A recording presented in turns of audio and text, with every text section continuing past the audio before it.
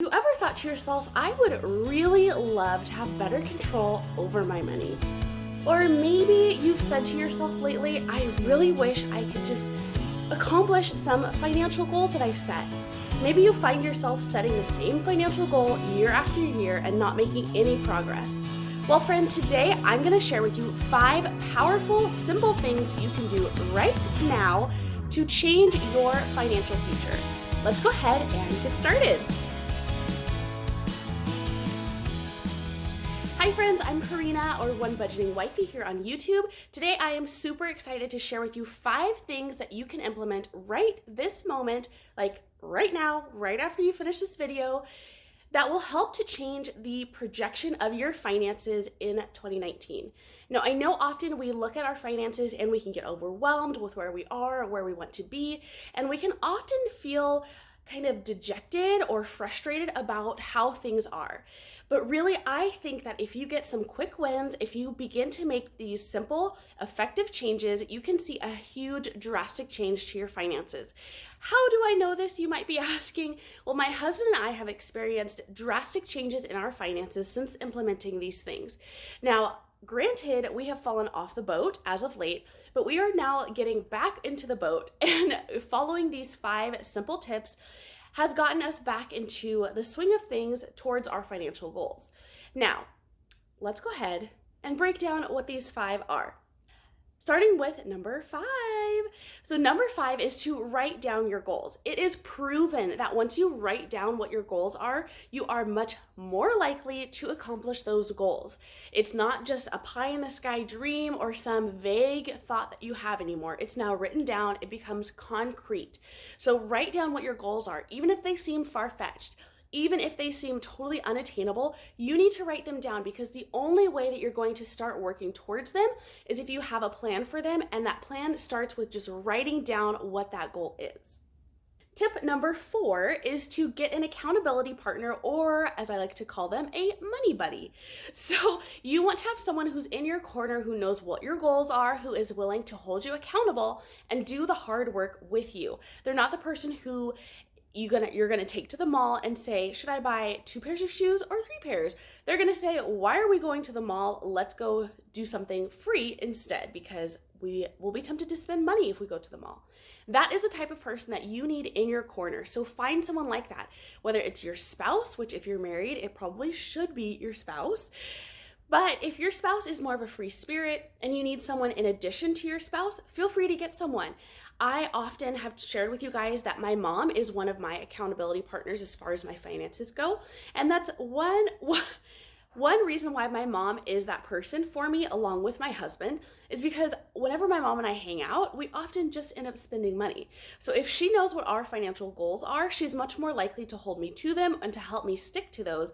And we're more likely to find things that are free to do or inexpensive, or she'll just remind me of what we're working towards rather than just giving into my money hungry hands.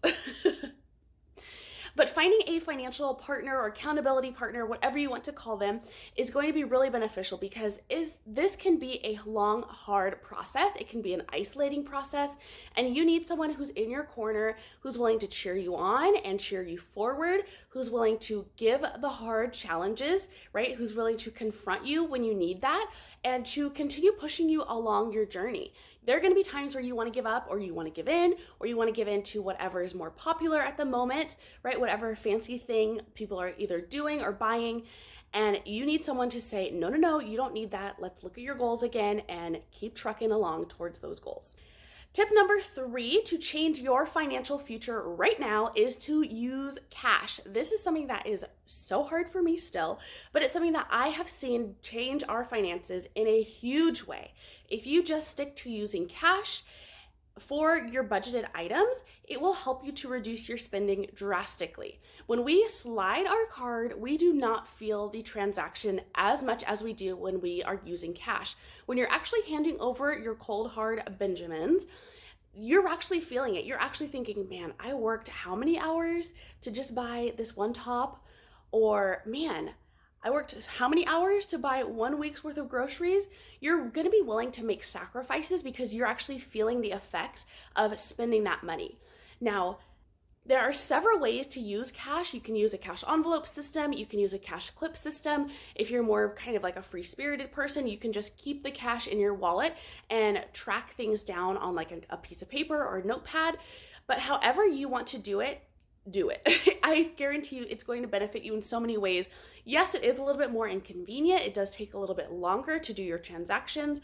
You might have to go into the gas station rather than just swiping your card at the pump, but it's going to benefit your finances in the long run, I promise. So use cash. Tip number 2 is to make a plan for your money.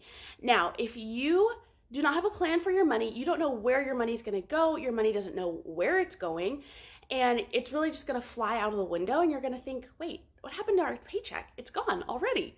You have to make a plan for your money. So before the month begins, before you get paid, I recommend at least 2 to 3 days before your paycheck arrives, you sit down with your accountability partner, who's your spouse or your friend, and you make a plan for your money. If you are not married and you're just checking in with an accountability partner, make a plan for your money and then have them check over your plan. Say, hey, do you think there's anything I forgot? Can you think of anything that might come up that I need to plan for? Do you think there's any expenses that I could kind of whittle down a little bit? What are your thoughts on this? How would you challenge me on this plan for my money for this month or this pay period? Now, if it's your spouse, you guys need to sit down together. I am the nerd in our family, and so I actually make the budget, and then my husband just reviews the budget. So he goes over it, he sees what he wants to change, what, kind of goals. We talk about what goals we have and things like that. So while he's not necessarily making the actual budget, he does have a ton of say. He can veto every line item that I've written down, and we have to work through that as a team. It's not just one person deciding where all of the money's going. It's really a team effort, and we have to come together and we work to our strengths in order to do that. So my husband is really great with goal setting. He's also really great with holding us accountable to how we're going to spend our money. And he's also great with just kind of being realistic. So basically my job is to allocate where the money's going, but I like to add in some fluff because fluff makes me comfortable. But my husband will come in and say, do we really need to spend $400 on groceries this month? I don't think so. So he really brings the reality and kind of just a stricter eye to our budget, even though doing the numbers is not necessarily his favorite thing to do. So tip number 2 has kind of an A and B, right? You want to make a plan for your money, which is part A, and then you also want to review your money plan, which is part B of number 2. All right, guys, and this brings us to our final point, which is point number 1, which is to track your spending.